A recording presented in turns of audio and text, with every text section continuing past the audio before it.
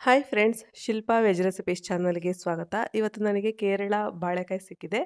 ಇದನ್ನ ನೇಂದ್ರ ಬಾಳೆ ಅಂತ ಕೂಡ ಕರೀತಾರೆ. ಅದರಿಂದ ಇವತ್ತು ನಾನು 3 ಫ್ಲೇವರ್ನಲ್ಲಿ ಚಿಪ್ಸ್ನ ಮಾಡ್ತಾ ಇದ್ದೀನಿ. ತುಂಬ ರುಚಿಯಾಗಿರುತ್ತೆ, ಗರ್ಗರಿಯಾಗಿರುತ್ತೆ.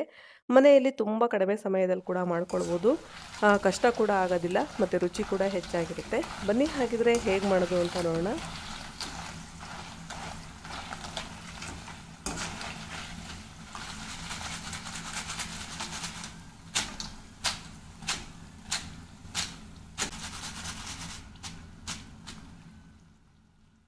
ಫಸ್ಟ್ ನಾನಿಲ್ಲಿ 3 ಬೌಲ್‌ನ ತೊಗೊಂಡಿದ್ದೀನಿ. ಒಂದು ಬೌಲಿಗೆ ನಾನು ಕಾಳು ಮೆಣಸಿನ ಪುಡಿ ಹಾಕ್ಕೊಳ್ತಾ ಇದ್ದೀನಿ. ಇನ್ನು 2 ಬೌಲಿಗೆ ನಾನು ಕೆಂಪು ಮೆಣಸಿನಕಾಯಿ ಪುಡಿ ಹಾಕ್ಕೊಳ್ತಾ ಇದ್ದೀನಿ. ನೆಕ್ಸ್ಟು ಉಪ್ಪನ್ನ ಎಲ್ಲ ಬೌಲಿಗೂ ಕೂಡ ಹಾಕ್ಕೊಳ್ತಾ ಇದ್ದೀನಿ. ನೆಕ್ಸ್ಟ್ ನಾನು ಅರಿಶಿನ ಕೂಡ ಅಷ್ಟೇ ಎಲ್ಲ ಬೌಲಿಗೂ ಹಾಕ್ಕೊಳ್ತಾ ಇದ್ದೀನಿ. ಒಂದು ಬೌಲಿಗೆ ಬರೀ ಮೆಣಸಿನಕಾಯಿ ಪುಡಿ ಹಾಕಿದ್ರೆ, ಇನ್ನೊಂದು ಬೌಲಿಗೆ ನಾನು ಗರಂ ಮಸಾಲ ಹಾಕ್ಕೊಳ್ತಾ ಇದ್ದೀನಿ. ಗರಂ ಮಸಾಲ ಇದು ಮನೇಲಿ ಮಾಡಿದ್ದೆ ಗರಂ ಮಸಾಲ ಆದರೆ ಒಳ್ಳೆಯದು. MTR ಗರಂ ಮಸಾಲ ಆಗಲಿ ಅಥವಾ ಎವರೆಸ್ಟ್ ಆಗಲಿ ಚೆನ್ನಾಗಿ ಅನ್ಸೋದಿಲ್ಲ. ಹೋಮ್ ಮೇಡ್ ಗರಂ ಮಸಾಲ ಆದರೆ ಒಳ್ಳೆಯದು. ನಾನಿಲ್ಲಿ ಸಿರ್ಸಿಯಿಂದ ತೊಗೊಂಬಂದಿದ್ದೆ. ಅದು ಹೋಮ್ ಮೇಡ್ ಗರಂ ಮಸಾಲ ಚೆನ್ನಾಗಿತ್ತು, ಕದಂಬದ್ದು. ಅದನ್ನೇ ಬಳಸ್ತಾ ಇದ್ದೀನಿ. ಒಂದು ಬೌಲಲ್ಲಿ ಬರೀ ಕಾಳು ಮೆಣಸಿನ ಪುಡಿ ಹಾಕಿದ್ರೆ, ಇನ್ನೊಂದರಲ್ಲಿ ಕೆಂಪು ಮೆಣಸಿನಕಾಯಿ ಪುಡಿನ ಹಾಕ್ಕೊಂಡಿದ್ದೀನಿ. ಇನ್ನೊಂದರಲ್ಲಿ ಗರಂ ಮಸಾಲ ಫ್ಲೇವರ್ನ ಆ್ಯಡ್ ಮಾಡ್ಕೊಂಡಿದ್ದೀನಿ. ಅಥವಾ ಅಷ್ಟನ್ನು ಮಿಕ್ಸ್ ಮಾಡಿ ಒಂದೇ ಫ್ಲೇವರ್ನ ಕೂಡ ಮಾಡ್ಕೊಳ್ಬಹುದು. ಬಟ್ ಈ ರೀತಿ ಸಪ್ರೇಟ್ ಮಾಡಿದ್ರೆ ಒಬ್ರೊಬ್ರಿಗೆ ಒಂದೊಂದು ಫ್ಲೇವರ್ ಇಷ್ಟ ಆಗುತ್ತೆ. ಇನ್ನು ಚಾಟ್ ಮಸಾಲ ಕೂಡ ಹಾಕ್ಕೊಂಡು ಮಾಡ್ಕೊಳ್ಬೋದು ಯಾವ್ದಾರ ಒಂದು ಫ್ಲೇವರಿಗೆ. ಈಗ ನೆಕ್ಸ್ಟ್ ನಾನು ಇಂಗನ್ನ ಎಲ್ಲ ಬೌಲಿಗೂ ಹಾಕಿ ಮಿಕ್ಸ್ ಮಾಡ್ಕೊಳ್ತಾ ಇದ್ದೀನಿ. ಇಂಗನ್ನ ಹಾಕೋದ್ರಿಂದ ಡೈಜೆಷನ್ನಿಗೆ ಒಳ್ಳೆಯದು ಅಂತ ಹೇಳಿ ಹಾಕ್ಕೊಳ್ತಾ ಇದ್ದೀನಿ. ಮತ್ತು ಫ್ಲೇವರ್ ಕೂಡ ಚೆನ್ನಾಗಿ ಅನಿಸುತ್ತೆ ಹಾಕೋದ್ರಿಂದ. ನಾವು ಆದಷ್ಟು ಇದನ್ನು ಕೊಬ್ಬರಿ ಎಣ್ಣೆಲಿ ಕರೆದ್ರೆ ಒಳ್ಳೆಯದು. ಬಟ್ ನಾನಿಲ್ಲಿ ಮಾಮೂಲಿ ಸನ್ಫ್ಲವರ್ ಆಯಿಲ್ನೇ ಬಳಸ್ತಾ ಇದ್ದೀನಿ. ಈಗ ಎಣ್ಣೆನ ಕಾಯಕ್ಕೆ ಇಟ್ಟಿದ್ದೀನಿ. ಅದಕ್ಕೆ ಸ್ವಲ್ಪ ಉಪ್ಪನ್ನ ಹಾಕಿ ಮಿಕ್ಸ್ ಮಾಡ್ಕೊಳ್ತಾ ಇದ್ದೀನಿ. ಈ ರೀತಿ ಉಪ್ಪನ್ನ ಹಾಕಿ ನಾವು ಮಿಕ್ಸ್ ಮಾಡ್ಕೊಳೋದ್ರಿಂದ ಎಣ್ಣೆ ಜಾಸ್ತಿ ಕುಡಿಯೋದಿಲ್ಲ ಚಿಪ್ಸ್ ಕರಿಯುವಾಗ. ನೆಕ್ಸ್ಟ್ ನಾನು ಇಲ್ಲಿ ಬಾಳೆಕಾಯಿನ ತೊಗೊಂಡಿದ್ದೀನಿ. ಬಾಳೆಕಾಯಿನ ಫಸ್ಟು ಸೈಡ್ಸ್ ಕಟ್ ಮಾಡ್ಕೊಳ್ಬೇಕು. ಮತ್ತು ನೋಡಿ ಇಲ್ಲಿ ಮಧ್ಯೆ ಈ ರೀತಿ ನಿಧಾನಕ್ಕೆ ಲೈನ್ ಹಾಕ್ಕೊಳ್ತಾ ಹೋಗಬೇಕಾಗತ್ತೆ. ಆವಾಗ ಸುಲಿಯೋದಕ್ಕೆ ಈಸಿ ಆಗುತ್ತೆ. ನಾವು ಬಾಳೆಹಣ್ಣೆಲ್ಲ ತಿನ್ನಬೇಕಾದ್ರೆ ಹೇಗೆ ಸುಲಿತೀವೋ ಅದೇ ಥರ ಸುಲಿಯೋದು. ತುಂಬ ಈಸಿನೇ, ಕಷ್ಟ ಏನೂ ಆಗೋದಿಲ್ಲ. ಬಟ್ ಏನಂದರೆ ಸ್ವಲ್ಪ ಇದು ಹಾರ್ಡಾಗಿರುತ್ತೆ ಸಿಪ್ಪೆ. ಸೊ ಹಾಗಾಗಿ ಈ ರೀತಿ ಫಸ್ಟು ಲೈನ್ ಹಾಕ್ಕೊಂಡು ನಿಧಾನಕ್ಕೆ ಹಿಂಗೆ ತೆಗೆದ್ರೆ ನೋಡಿ ಬಿಡಿಸ್ಕೊಂಡ್ಬಿಡುತ್ತೆ. ನಾವು ಬೇರೆ ಬಾಳೆಕಾಯಿಂದನೂ ಮಾಡಬಹುದು. ಬಟ್ ಇಲ್ಲಿ ನೇಂದ್ರ ಬಾಳೆ ಯೂಸ್ ಮಾಡೋದ್ರಿಂದ ಚಿಪ್ಸು ಬೇಗ ಕೂಡ ಆಗುತ್ತೆ. ಇನ್ನೊಂದು ಕಲರ್ ಕೂಡ ಇದು ಯೆಲ್ಲೋಯಿಶ್ ಆಗಿರುತ್ತೆ. ಮತ್ತು ಟೇಸ್ಟು ತುಂಬ ಚೆನ್ನಾಗಿರುತ್ತೆ. ನಾವು ಬೇರೆ ಯಾವುದಾದ್ರೂ ಬಾಳೆಕಾಯಿ ಬಳಸೋದಾದರೆ ಅದನ್ನು ಕೂಡ ಅಷ್ಟೇ ಇದೇ ರೀತಿ ಸಿಪ್ಪೆ ಎಲ್ಲ ತೆಗೆದು ನಾವು ಅದನ್ನು ಅರಿಶಿನ ನೀರಲ್ಲಿ ಹಾಕಿ ಇಟ್ಕೊಳ್ಬೇಕಾಗತ್ತೆ. ಆವಾಗ ಅದು ಸ್ವಲ್ಪ ಅರಿಶಿನ ಕಲರ್ ಆಗುತ್ತೆ. ಇದಾದರೆ ಕರಿಬೇಕಾದ್ರೆ ಅದಾಗೆ ಅರಿಶಿನ ಕಲರ್ಗೆ ಆಗಿಬಿಡುತ್ತೆ. ನೋಡ್ತಾ ಇರ್ಬೋದು ಆಲ್ರೆಡಿ ಬಾಳೆಕಾಯೇ ಇದು ಯೆಲ್ಲೋಯಿಶ್ ಆಗಿದೆ ಸ್ವಲ್ಪ. ಬಾಳೆಕಾಯಿ ಕಟ್ ಮಾಡೋದು ತುಂಬ ಈಸಿ. ತೆಳುವಾಗಿ ಚಾಕುವಿನಲ್ಲೇ ಕಟ್ ಮಾಡ್ಕೊಳ್ಬೋದು. ನಾನು ಸ್ಲೈಸರ್ ಬಳಸು ಮಾಡೋದು ಹೇಗೆ ಅಂತ ಹೇಳಿ ತೋರಿಸ್ತಾ ಇದ್ದೀನಿ. ಜೊತೆಗೆ ಚಾಕುವಲ್ಲಿ ಇದೇ ರೀತಿ ಕಟ್ ಮಾಡ್ಕೊಳ್ಳೋದು ಹೇಗೆ ಅಂತ ತೋರಿಸ್ತಾ ಇದ್ದೀನಿ. ಏನಿಲ್ಲ, ತೆಳುವಾಗಿ ಕಟ್ ಮಾಡ್ಕೊಳ್ತಾ ಹೋದರೆ ಆಯಿತು. ತುಂಬ ಈಸಿ ಕಟ್ ಮಾಡ್ಕೊಳ್ಳೋದು ಕೂಡ ಏನೂ ಕಷ್ಟ ಅನಿಸೋದಿಲ್ಲ.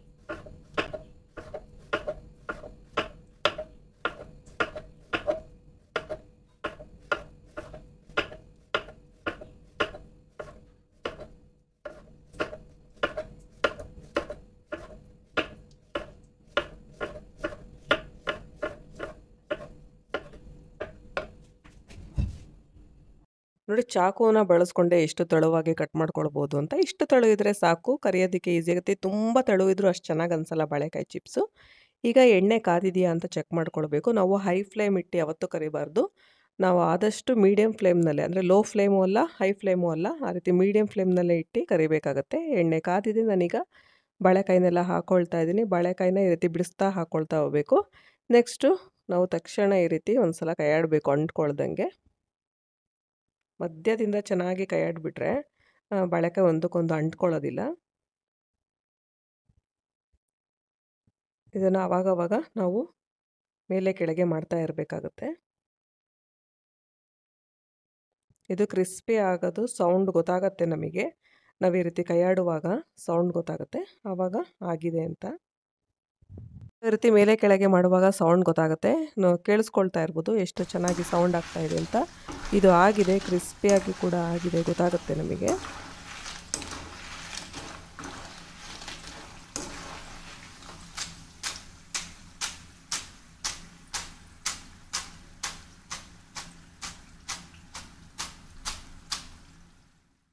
ಈ ರೀತಿ ಸೌಂಡ್ ಬಂದಿದ್ರೆ ಆಗಿದೆ ಅಂತ. ಈಗ ಒಂದು ಬೌಲಿಗೆ ಹಾಕ್ಕೊಳ್ತಾ ಇದ್ದೀನಿ.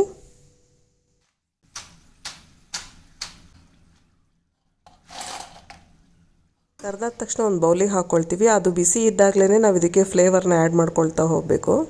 ತಣ್ಣಗಾದ್ಮೇಲೆ ನಾವು ಯಾವುದೇ ಫ್ಲೇವರ್ ಹಾಕಿದ್ರೂ ಅದಕ್ಕೆ ಹಿಡಿಯೋದಿಲ್ಲ, ಉಪ್ಪು ಖಾರ ಎಲ್ಲ ಸರಿಯಾಗಿ ಅಂಟ್ಕೊಳ್ಳಲ್ಲ. ಸೊ ಹಾಗಾಗಿ ನಾವು ಬಿಸಿ ಇದ್ದಾಗೇ ಈ ರೀತಿ ಹಾಕ್ಕೊಳ್ಬೇಕು. ನಾನಿಲ್ಲಿ ಫಸ್ಟ್ ಕಾಳು ಮೆಣಸಿನ ಪುಡಿ ಹಾಕ್ಕೊಂಡು ಈ ರೀತಿ ಮಿಕ್ಸ್ ಮಾಡ್ಕೊಳ್ತಾ ಇದ್ದೀನಿ. ಈ ರೀತಿ ಒಂದು ಸ್ವಲ್ಪ ದೊಡ್ಡ ಬೌಲ್ ತೊಗೊಳ್ಬೇಕು, ಹಾಗಾಗಿ ಮಿಕ್ಸ್ ಮಾಡ್ಕೊಳ್ಳೋದಕ್ಕೆ ಈಸಿ ಆಗುತ್ತೆ.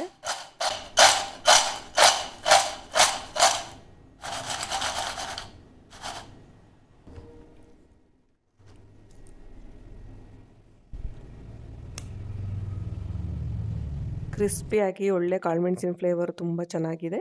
ನಾನೀಗ ಒಂದು ಬೇರೆ ಬೌಲಿಗೆ ಹಾಕ್ತಾ ಇದ್ದೀನಿ. ಇದನ್ನು 8 ಬಾಕ್ಸಿಗೆ ಹಾಕಿಟ್ಕೊಂಡ್ರೆ ಒಂದು ತಿಂಗಳ ತನಕ ಆರಾಮಾಗಿ ಇಟ್ಕೊಳ್ಬೋದು. ನೆಕ್ಸ್ಟ್ ನಾನು ಸ್ಲೈಸರ್ನ ಬಳಸ್ಕೊಂಡು ಹೇಗೆ ಚಿಪ್ಸ್ ಮಾಡೋದು ಅಂತ ಹೇಳಿ ತೋರಿಸ್ತಾ ಇದ್ದೀನಿ. ಸ್ಲೈಸರ್ ಇರುತ್ತಲ್ಲ, ಈ ರೀತಿ ತುರೆ ಮಣೆಯಲ್ಲಿ ಇದ್ದೇ ಇರುತ್ತೆ. ಈ ಥರ ಸ್ಲೈಸರ್ನ ತೊಗೊಂಡು ನಾವು ಈ ರೀತಿ ನೋಡಿ ಬಾಳೆಕಾಯಿನ ಇದು ಮಾಡಿದ್ರೆ ಇದು ಕೂಡ ಈಸಿ, ತುಂಬ ಫಾಸ್ಟಾಗಿ ಆಗುತ್ತೆ, ಬೇಗ ಕೂಡ ಆಗುತ್ತೆ. ಅಥವಾ ಡೈರೆಕ್ಟ್ ಎಣ್ಣೆಯಲ್ಲೇ ನಾವು ಈ ರೀತಿ ಸ್ಲೈಸ್ನ ಮಾಡ್ಕೊಳ್ತಾ ಹೋದರೂ ಕೂಡ ಆಗುತ್ತೆ. ಬಟ್ ಏನಂದರೆ ಎಣ್ಣೆಯಲ್ಲಿ ಮಾಡುವಾಗ ಸ್ವಲ್ಪ ಎಕ್ಸ್ಪೀರಿಯೆನ್ಸ್ ಇರಬೇಕು. ಡೈರೆಕ್ಟ್ ಹಾಕುವಾಗ ಸ್ವಲ್ಪ ಹುಷಾರಾಗಿ ಕೇರ್ಫುಲ್ಲಾಗಿ ಮಾಡಬೇಕಾಗತ್ತೆ. ಈಗ ಕಾದಿರೋಂತಹ ಎಣ್ಣೆಗೆ ನಾನು ಏನು ಸ್ಲೈಸ್ ಮಾಡ್ಕೊಂಡಿದ್ದೆ ಅದನ್ನು ಹಾಕಿಬಿಟ್ಟು ತಕ್ಷಣ ನೋಡಿ ಈ ರೀತಿ ನಾವು ಸೆಂಟ್ರಿಂದ ಈ ರೀತಿ ಕೈ ಆಡಿಬಿಟ್ರೆ ಒಂದಕ್ಕೊಂದು ಅಂಟ್ಕೊಳ್ಳೋದಿಲ್ಲ.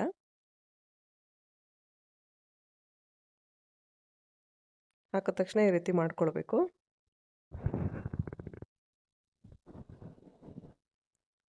ಸ್ಲೈಸರ್ನಲ್ಲಿ ತುಂಬ ತೆಳು ಆಗಿಬಿಡುತ್ತೆ.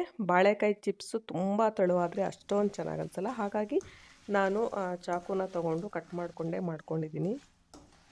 ನಿಮಗೆ ತೋರಿಸೋದಕ್ಕೋಸ್ಕರ ಸ್ಲೈಸರ್ನ ಬಳಸಿದ್ದೀನಿ. ನೋಡಿ, ಇದು ಕೂಡ ಕ್ರಿಸ್ಪಿಯಾಗಿ ಚೆನ್ನಾಗಿದೆ, ಸೌಂಡ್ ಕೇಳಿಸ್ಕೊಳ್ತಾ ಇರ್ಬೋದು.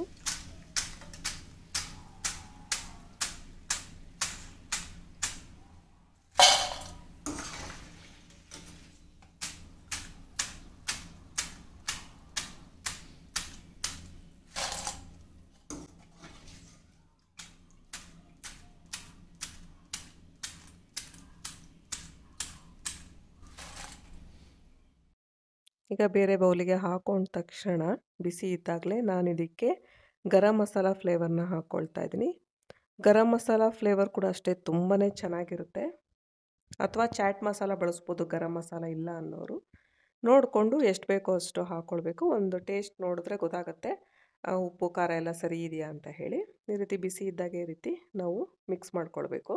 ಈಗ ಇದನ್ನು ಕೂಡ ಒಂದು ಬೇರೆ ಬೌಲಿಗೆ ಹಾಕ್ಕೊಳ್ತಾ ಇದ್ದೀನಿ. ಇದು ಕೂಡ ಕ್ರಿಸ್ಪಿಯಾಗಿ ಚೆನ್ನಾಗಾಗಿದೆ. ನೆಕ್ಸ್ಟ್ ಇನ್ನೊಂದು ಬ್ಯಾಚ್ ಕರೆದಿಟ್ಕೊಂಡಿದ್ದೀನಿ. ಇದಕ್ಕೆ ನಾನೀಗ ಖಾರದ ಪುಡಿ ಮತ್ತು ಉಪ್ಪು, ಅರಿಶಿನ, ಇಂಗು ಹಾಕಿದ್ನಲ್ಲ ಆ ಫ್ಲೇವರ್ನ ಹಾಕ್ಕೊಳ್ತಾ ಇದ್ದೀನಿ. ಇದು ಕೂಡ ಚೆನ್ನಾಗಿರುತ್ತೆ, ಖಾರವಾಗಿ, ಉಪ್ಪಾಗಿ, ಸಾಲ್ಟಿಯಾಗಿ ಚೆನ್ನಾಗಿರುತ್ತೆ ಇದು ಕೂಡ. ಇದಕ್ಕೆ ಬೇಕು ಅಂದರೆ ಚಾಟ್ ಮಸಾಲ ಹಾಕ್ಕೊಬೋದು ಅಥವಾ ಎಲ್ಲ ಮಿಕ್ಸ್ ಫ್ಲೇವರ್ನ ಕೂಡ ಹಾಕ್ಕೊಳ್ಬಹುದು. ಇದನ್ನು ಕೂಡ ಒಂದು ಬೌಲಿಗೆ ಹಾಕ್ಕೊಳ್ತಾ ಇದ್ದೀನಿ. ನೋಡಿದ್ರಲ್ಲ ಎಷ್ಟು ರುಚಿಯಾಗಿ ನಾವು ಮನೆಯಲ್ಲೇ ಬಾಳೆಕಾಯಿ ಚಿಪ್ಸ್ನ ಮಾಡ್ಕೊಳ್ಬೋದು ಅಂತ. ನೀವು ಕೂಡ ಈ ರೆಸಿಪಿನ ಮಿಸ್ ಮಾಡದೆ ಟ್ರೈ ಮಾಡಿ. ನಿಮಗೆಲ್ಲ ಈ ವಿಡಿಯೋ ಇಷ್ಟ ಆಯಿತು ಅಂದರೆ ಲೈಕ್ ಮಾಡಿ, ಶೇರ್ ಮಾಡಿ ಹಾಗೂ ಸಬ್ಸ್ಕ್ರೈಬ್ ಮಾಡಿ. Thank you friends.